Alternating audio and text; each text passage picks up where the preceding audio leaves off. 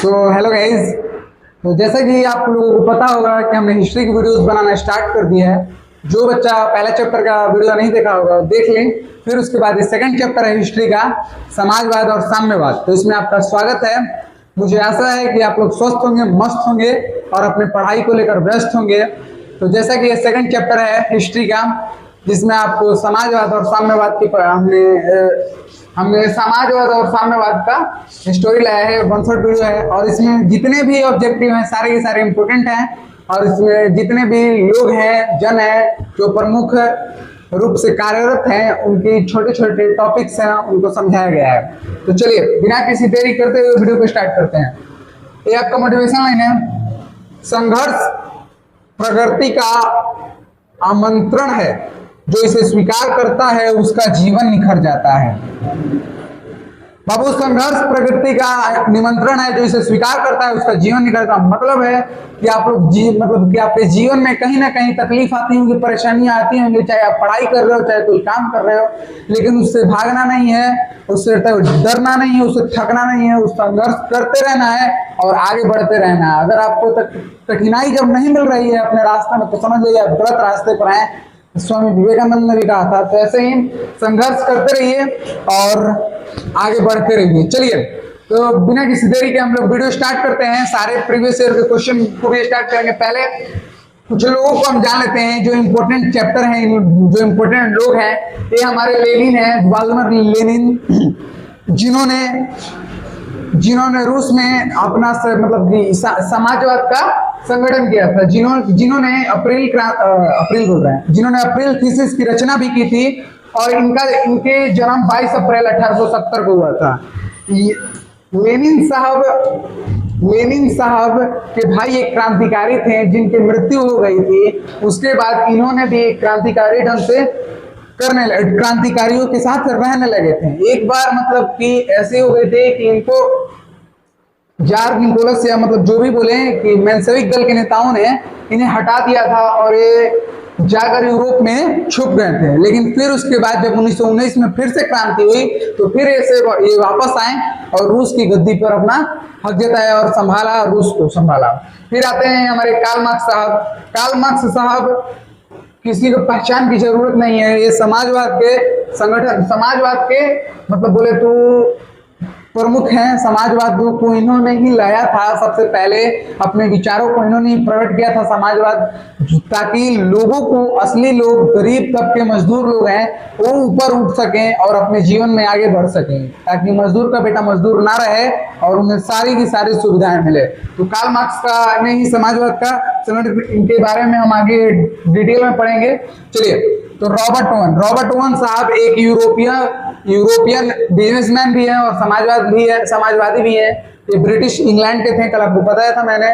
और इनके भी जो भी था मन में, ये समाजवाद को लेकर ही बढ़ावा था, मतलब कि साम्यवाद की दृष्टि में नहीं रहते थे, समाजवाद के प्रभाव में रहते थे और चाहते थे कि समाजवाद का संगठन हो। चलिए, और इनको बारे में आप जानते ही होंगे, जार निकोलस द्वितीय। यह एक बाबू निरंकुश शासक था, जो बोले ये अपने मन से चलता था और अपने बीवी यानी वाइफ का बात मानता था, जिसकी बीवी का नाम था जरीना, जो कि ब्रिटेन की राजकुमारी थी। और इसका पादरी था, भ्रष्ट पादरी था, रासपुतीन। दोनों ने मिलकर रूस को बहुत ही बुरी तरह से मतलब बोले तो विघटित करने लगे थे। रूस धीरे धीरे अपने अस्तित्व को खो रहा था इन्हीं दोनों की वजह से। जनता में इतनी भूखमरी आ गई थी कि रूस की क्रांति लगातार होने लगी। एक बार 1800 में हुई, फिर उसके बाद 1861 में हुई, फिर उसके बाद 1905 में हुई, फिर उसके बाद 1917 में हुई, फिर उसके बाद 1919 में। लगातार रूस की क्रांति होने के बाद हमारे लेनिन साहब आए और रूस को बचाया और रूस को एकत्रित किया और सोवियत संघ का संगठन किया और सोवियत संघ को एक मजबूत देश बनाया। तो चलिए आगे देखते हैं। बाबू, ये रहा रसिया का मैप। ये रसिया का मैप है, देख लीजिए। ये रसिया का मैप है और देखो यहाँ पर इंडिया है हमारा। रसिया से हम लोग का काफी अच्छा नाता है यार, काफी अच्छा नाता है रसिया से। तो बाबू इधर यूरोप है, इधर से ही रॉबर्ट ओवन साहब आए थे, इधर तो साउथ अफ्रीका। रसिया देख लो आप, सोवियत संघ देखो, सोवियत संघ में काफी देश थे। यहाँ पर पोलैंड था जो कि क्रांति कर और मतलब बोले तो पोलैंड धीरे धीरे सोवियत संगठन से विघटित हो गया था। और चलिए तो देखो ये रूसी क्रांति है 1917 वाली, रूसी क्रांति है 1917 वाली बाबू, जिसमें मेंशेविक दल के नेता ने पूरी तरह से गद्दी पर कब्जा कर लिया था और राजतंत्रों को पूरी तरह रूस से समाप्त कर दिया था। और 1917 में मेंशेविक दल के नेता ने इस गद्दी पर पूरी तरह से आधिपत्य कर लिया था। बाद में इसका भी विरोध होता है और इसके भी नीतियां कुछ काम नहीं आती है और 1919 में लेनिन बोल्शेविक दल का नेता जाकर लास्ट में रूस का प्रधानमंत्री या बोले राष्ट्रपति, जो भी वहां का नेता बनता है, वहां का सम्राट बनता है। चलिए आगे देखते हैं। तो बाबू मैंने बोला था कार्ल मार्क्स को डिटेल में पढ़ेंगे, तो कार्ल मार्क्स के जीवनी देखिए संक्षेप, जो भी कार्ल मार्क्स पर आपको आता है क्वेश्चन कि कार्ल मार्क्स के जीवनी को लिखें, 5 नंबर का जरूर आता है बाबू, याद रखना, बहुत बार परीक्षा में आया है। तो चलिए, कार्ल मार्क्स का पूरा नाम बाबू क्या था? कार्ल हेनरिक मार्क्स, उनका पूरा नाम क्या था बाबू? Karl Heinrich marks. उनका जन्म 5 मई 1818 को ट्रायर जर्मनी में हुआ था। ये जर्मनी के निवासी थे बाबू, यूरोप के निवासी, मतलब जर्मनी के निवासी थे। फिर उनकी मृत्यु 1883 में हो जाती है, 14 मार्च लंदन में हो जाती है इनकी मृत्यु। एक समाजवादी इनके विचार थे। इनके पिता का नाम हेनरिक मार्क्स था, पेशे से वकील थे। मतलब कि ऐसा नहीं था कि ये दबे कुचले वर्ग के नहीं थे। कार्ल मार्क्स जो थे, एक के पिता वकील थे, मतलब एक अच्छे घराने से आते थे कार्ल मार्क्स। ऐसा नहीं था कि उनके पास मतलब कोई दिक्कत थी। ये उनके पिता वकील थे और वकील बहुत ही अच्छे खासे थे, जिससे विश्वविद्यालय का थोड़ा मीनिंग इरर है, वो समझ जाना। विश्वविद्यालय स्तर पर कानून और दर्शन शास्त्र की पढ़ाई की। जो बाबू कानून होता है, मतलब जिसे कि हमारा कानून है, संविधान है हमारा, कानून लॉ की पढ़ाई, मतलब जैसे इनके पिता वकील थे, इन्होंने भी लॉ की पढ़ाई पढ़ी, कानून की पढ़ाई पढ़ी। फिर दर्शन शास्त्र, मैंने कल बताया था हीगेल के बारे में, जो दार्शनिक थे, वो उन्होंने भी दर्शन शास्त्र की पढ़ाई की थी। कार्ल मार्क्स ने भी दर्शन शास्त्र की पढ़ाई की थी बाबू। फिर हमारे आते हैं कि इतिहास और समाज की समस्याओं में झुकाव हुआ था बाबू। इतिहास और समाज की समस्याओं में झुकाव, मतलब कि इन्होंने जब पढ़ाई करना स्टार्ट किया ना इतिहास हिस्ट्री के बारे में, तो इन्होंने देखा कि पुराने जमाने में कैसे गरीब लोगों पर कैसे अत्याचार होता था। हिस्ट्री में इन्होंने पढ़ा और समाज को देखा कि समाज कैसे एक समान आएगा, सभी लोग अच्छे से कैसे रहेंगे, ताकि कोई भी मजदूर वर्ग ना रहे, कोई भी मतलब कि एक सही ढंग से काम हो। चलिए आगे देखते हैं। विचार और दर्शन, जो इनका विचार और दर्शन था बाबू, वर्ग संघर्ष, मतलब वर्ग संघर्ष बाबू ये कहता है कि कुछ लोग होते हैं वर्ग समन्वय और वर्ग संघर्ष, दो बातें होती है। जो बाबू वर्ग संघर्ष आता है, तो ऐसा होता है कि जो मजदूर वर्ग है, जो गरीब वर्ग है, वो अमीर वर्ग के साथ संघर्ष कर अपना हक लेता है। और एक वर्ग समन्वय होता है, वो बाबू वो होता है कि जो गरीब और अमीर लोग वार्ता कर अपनी बातचीत को रख कर मतलब कि अपने हक को मनवाता है, अपने बात को मनवाता है। लेकिन कभी कभी वर्ग समन्वय काम नहीं करता है, ज्यादातर देखा जाता है। तो इनकी बात थी कि वर्ग संघर्ष कर अपने बलबूते पर अपना जो है कि हमारा ये काम तो हम करवाएंगे, हम अपना हित में काम लेंगे, हित को अपना मानेंगे। चलो बाबू, तो पूंजीवादी समाज की आलोचना की है। जो प्राइवेटिज्म है बाबू, पूंजीवादी समाज जो प्राइवेटिज्म है वो बाबू, जैसे कि पूंजीवादी में क्या होता है ना कि पूंजी चाहे जो भी हो, पूंजी हो चाहे खेत हो, ट्रेन हो, रेल हो, चाहे जो भी हो, कि उस पर अधिकार रहेगा तो क्या एक समान नागरिक का नहीं रहेगा, एक ऐसे वर्ग का रहेगा जो ऊंचे वर्ग से आता है, जो बिजनेसमैन का रहेगा, एक अकेले का रहेगा। तो जब चाहेगा जितना, मान लीजिए अगर ट्रेन आप आज मतलब भारत में ट्रेन प्राइवेट हो जाता है, पूरी तरह से प्राइवेट हो जाता है बाबू, तो उसका फीस मतलब उसका टिकट का प्राइस जो जितना चाहे उतना बढ़ा सकता है। तो हम लोग का उस पर कोई प्रभाव नहीं रहेगा या सरकार का कोई प्रभाव नहीं रहेगा। जो चीज एकदम पर्सनली हो जाए उसे ही प्राइवेटिज्म या पूंजीवादी या कैपिटलिज्म कहते हैं। इसकी आलोचना, घोर आलोचना की है कि ये प्राइवेटिज्म या कैपिटलिज्म गलत है, ये सरासर गलत है बाबू। फिर आता है मजदूर और पूंजीपति वर्ग के बीच, मैंने जैसा बताया था बाबू, संघर्ष को समाज परिवर्तन का आधार माना है। जैसे मैंने बाबू बताया था आपको, मजदूर वर्ग और पूंजीपति वर्ग जो बिजनेसमैन है और मजदूर वर्ग है, इसके बीच का संघर्ष को बाबू इसके बीच के संघर्ष को बाबू संघर्ष को इन्होंने बताया है कि बिना संघर्ष के हमें अपना हित में नाकाम नहीं मिल सकता है, हमें अपनी बात नहीं मान सकते हैं।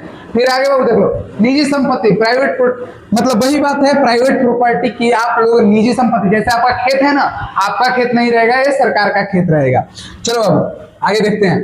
देखो कम्युनिस्ट, इनकी कुछ रचनाएं हैं। कम्युनिस्ट घोषणा पत्र, द कम्युनिस्ट मैनिफेस्टो, कम्युनिस्ट घोषणा पत्र इनके 1848 में लिखे थे। जो इनके बुक है 1848 में आई थी, कम्युनिस्ट मैनिफेस्टो वाला, नोट कर लेना वो। किसके साथ मिलकर, इनके दोस्त थे फ्रेडरिक एंगल, इनके एक दोस्त थे, वो भी दर्शन थे, समाज के प्रति झुकाव था उनका भी, और कम्युनिज्म से ही भी काफी ताल्लुक रखते थे। फ्रेडरिक एंगल्स के साथ मिलकर कम्युनिस्ट मैनिफेस्टो 1848 में इन्होंने लिखा।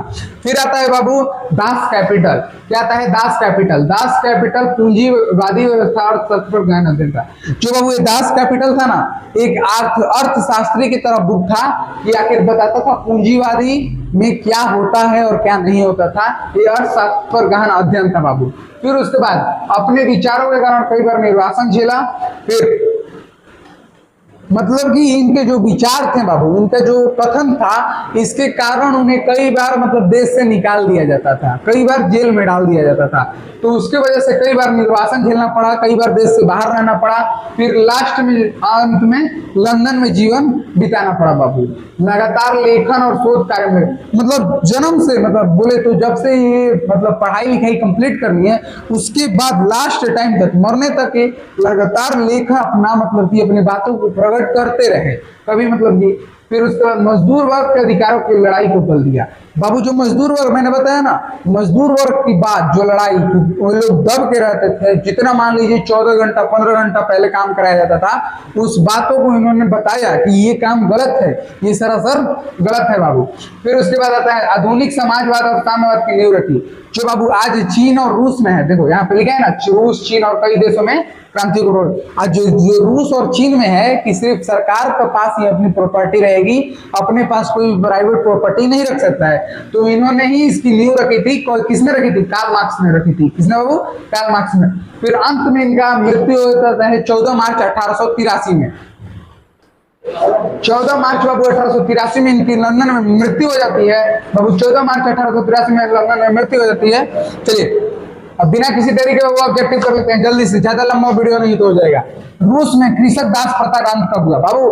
जो कृषक दास प्रथा है बाबू, जो 1861 में हुई थी बाबू, इसके बारे में हम बता देते हैं कि जो मतलब जमीन था फिर से किसानों को दे दिया गया था। पहले किसानों से जमीन हड़प लिया गया था और उन्हें खास रकम दी जाती थी या उन्हें अनाज दिया जाता था कृषक दास में। तो बाद में उन्हें बदल कर उनको जमीन उनकी वापस कर दी गई थी 1861 में। इससे बाबू कुछ काफी बदलाव नहीं आया था, लेकिन फिर भी काफी हद तक सुधार हो गया था। रूस में जार का अर्थ क्या होता है? रूस में जार का अर्थ होता है बाबू, एक सेकंड, रूस का सम्राट बाबू, रूस का सम्राट। जैसे कि हमारे यहाँ राजा का अर्थ होता है ना, राजा का अर्थ जिसे हिंदी में दिया है यहाँ पर सम्राट, तो वही रूसी भाषा है जार। चलो बाबू आगे बढ़ते हैं। कार्ल मार्क्स का जन्म कहाँ हुआ था बाबू? कार्ल मार्क्स का जन्म जर्मनी हुआ था। मैंने आपको डिटेल में पढ़ाया है कार्ल मार्क्स का जीवनी, आप लोग ध्यान दिया।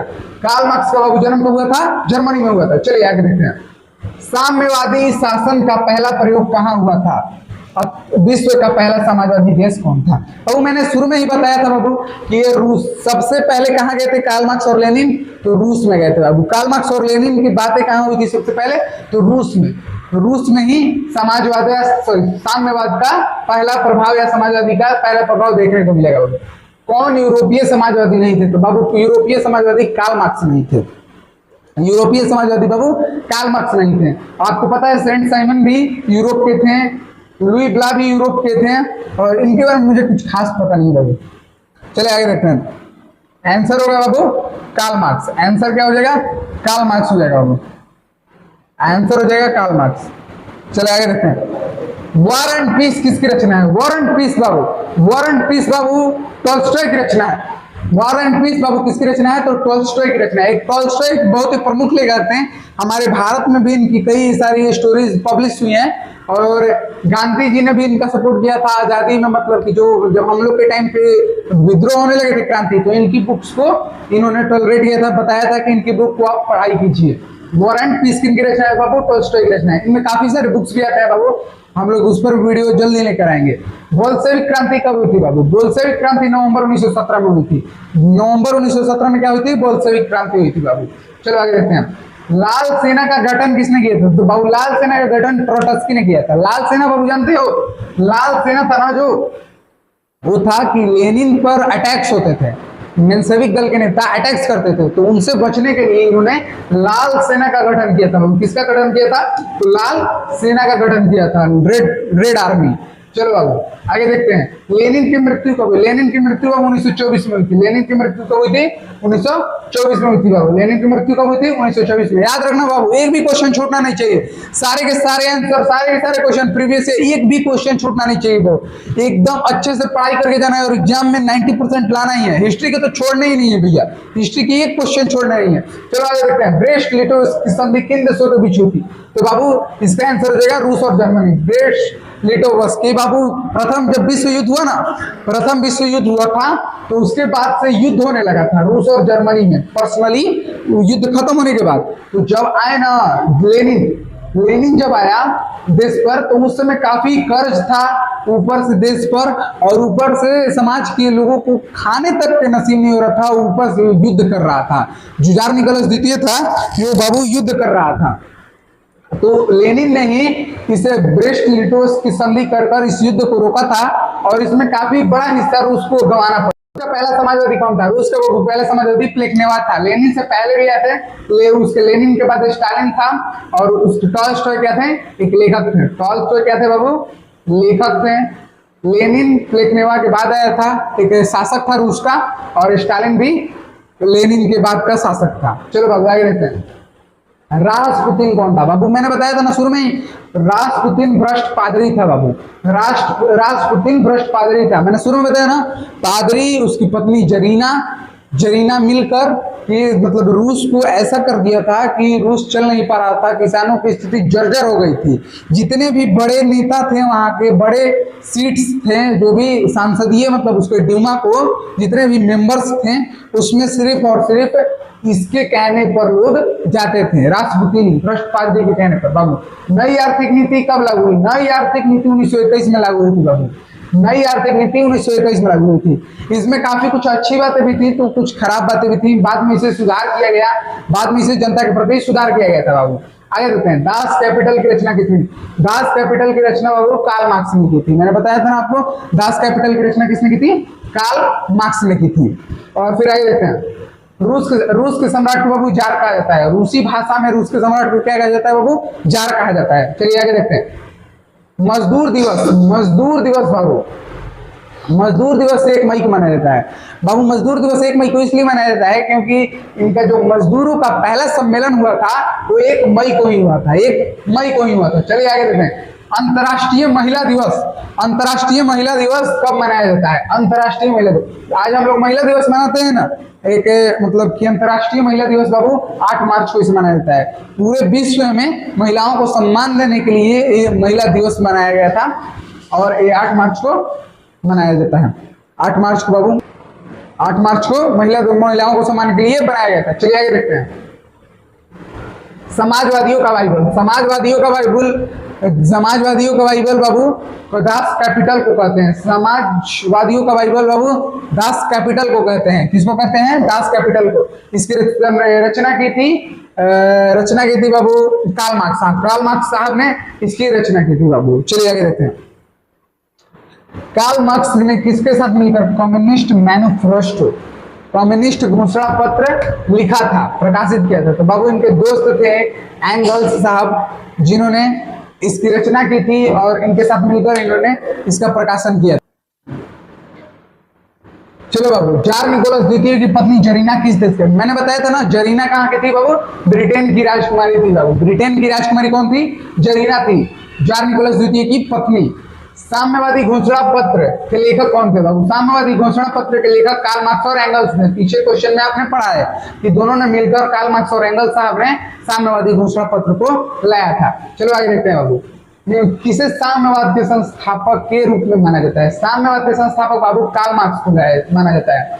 कार्ल मार्क्स सबसे पहले साम्यवाद के संस्थापक बने। साम्यवाद के बारे में उन्होंने बताया, मजदूर वर्ग को देखते हुए इन्होंने ये कार्य किया था, गरीब लोगों को देखते हुए। चलिए, दास कैपिटल का प्रकाशन बाबू, दास कैपिटल का प्रकाशन बाबू 1800, दास कैपिटल का बाबू प्रकाशन 1867 में हुआ था। दास कैपिटल का कब हुआ था प्रकाशन बाबू? 1867 में हुआ था। चलिए आगे देखते हैं। रूस की बोल्शेविक क्रांति का नेतृत्व किसने किया? मैंने बताया था ना बाबू, रूस की बोल्शेविक और मेंशेविक क्रांति थी। तो अब रूस की बोल्शेविक क्रांति का लेनिन किया था और मेंशेविक का केरेंस्की किया था। केरेंस्की किया था बाबू मेंशेविक का। चलो आगे देखते हैं। खूनी रविवार, खूनी रविवार बाबू, खूनी रविवार कब मनाया जाता है? खूनी रविवार खूनी रविवार किसे कहा जाता है बाबू? खूनी रविवार 1905 के रविवार, जब जनता ना सेंट पीटर्सबर्ग यानी उनके महल पर जब जनता जाने लगी, मतलब पूरे एक बहुत ज्यादा मतलब बहुत ज्यादा लोग इकट्ठा होकर उनके महल पर जाने लगे, सेंट पीटर्सबर्ग भी जाने लगे, तो वहां पर रोटी दो के नारे से, क्योंकि इतनी गरीबी आ गई थी उस टाइम, इतनी गरीबी आ गई थी कि लोग खाने के पैसे नहीं थे, ना ही वो खा पा रहे थे। उनका एक देश ऐसे ही मतलब परेशान था, ये युद्ध लड़ने में परेशान थे। तो रोटी दो के नारे से सारे लोग जो थे महल के पास जा रहे थे और उसी महल के उसी भीड़ पर 1905 के रविवार को अंधाधुंध फायरिंग कर दिया, अंधाधुंध गोलियां चला दी। इसी से खूनी रविवार 1905 को बोला जाता है। चलिए 1905 में था। बोल्शेविक दल के अप्रैल थीसिस, अप्रैल थीसिस बाबू मैंने शुरू में बताया था लेनिन साहब के थे, लेनिन साहब ने इसे लिखा था अप्रैल थीसिस को, और इसके बारे में बताया था बाबू। रूस में अत्यधिक वाला बुल वर्ग क्या कहलाता था? हाँ बाबू, हाँ बाबू, रूस में अत्यधिक वाला दल वर्ग क्या कहलाता था बाबू? रूस में जो अत्यधिक दल वाले लोग थे उसे बोल्शेविक कहते थे और कम दल वाले लोग को मेंशेविक कहते थे। कम दल वाले लोग को क्या बोलते थे? मेंशेविक कहते थे। चलिए आगे देखते हैं। हाँ, अंतर्राष्ट्रीय महिला दिवस की घोषणा किस बाबू? जो अंतर्राष्ट्रीय महिला दिवस की घोषणा थी ना, संयुक्त राष्ट्र संघ, संयुक्त राष्ट्र संघ रूस जिसको आज बोलते हैं हमने, इसने ही इसका संगठन किया था अंतर्राष्ट्रीय महिला दिवस का। चलो आगे देखते हैं। रूस में प्रतिनिधित्व संस्था डूमा की गठन, डूमा का गठन बाबू 1905 में, जब खूनी रविवार जैसा घटना हुआ ना, लोगों का पूरा सरकार मतलब राजा पर से भरोसा उठ गया, तो राजा ने अपने मतलब लोगों को बुलाकर कहा कि आखिर कैसे मतलब प्रजा को शांत किया जाए। तो एक डूमा मतलब सांसदीय जैसे आज हम लोग में होते हैं ना लोकसभा, वैसे यहाँ पर डूमा का गठन किया था बाबू। किसका गठन किया था? तो डूमा का गठन कब किया था? 1905 में, जब खूनी रविवार हुआ था और पूरा आंदोलन हुआ था, तब बाबू जनता को चुप कराने के लिए। देखते हैं किस संधि के तहत रूस में प्रथम विश्व युद्ध सभा? मैंने बताया था ना बाबू, मैंने बताया था ना, जर्मनी और रूस में झगड़ा हुआ था प्रथम विश्व युद्ध मतलब की, और रूस के नेता कौन थे? लेनिन साहब थे। तो उन्होंने बोला कि हम युद्ध से बाहर हो जाएंगे तो हमें क्षति कम पहुंचेगी और हमारे जो भी अभी क्षति है वो मतलब कि धीरे धीरे पूर्ति हो जाएगी। तो उस संधि का नाम था ब्रेस्ट लिटोस।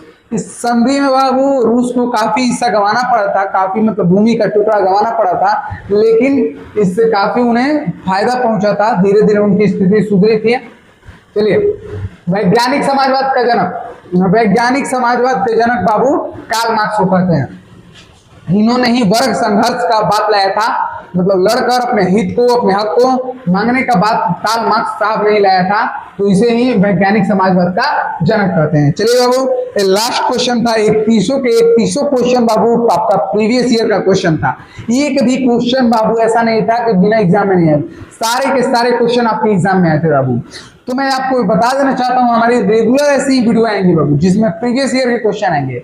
आपने अभी तक जो भी किया उससे कोई मतलब नहीं, अब आप क्या करोगे, कैसे आप 90% लाओगे, ऐसे नहीं होगा, आपको अब ध्यान देना पड़ेगा। हमने इसीलिए मुझे पता है कि भाई मैं भी कभी मतलब कि एग्जाम देने गया था, तो मुझे भी पता है कि कब से कब हम लोग मतलब कि जैसे कि अगस्त सितंबर तक हम लोग तो खूब मौज कर लेते हैं, फिर उसके बाद पढ़ना स्टार्ट करते हैं, जिससे हमारे का मतलब आधा तो सिलेबस पूरा नहीं होता है, आधा ऑब्जेक्टिव छूट जाता है, जिससे हमारा कम नंबर आता है। तो बाबू हमने इसलिए इस वीडियो को स्टार्ट किया है, इस सेशन को स्टार्ट किया है, ताकि आप लोग का नंबर ना छूटे और एक अच्छे मुकाम पर एक अच्छे नंबर के साथ अपने रिजल्ट को बनाइए। तब तक के लिए हमें अदा कीजिए, हम जा रहे हैं। तब तक के लिए शुक्रिया और अपना ख्याल रखिए। तब तक मस्त रहिए, व्यस्त रहिए और पढ़ाई में व्यस्त रहिए। ठीक है, चलते हैं बाबू।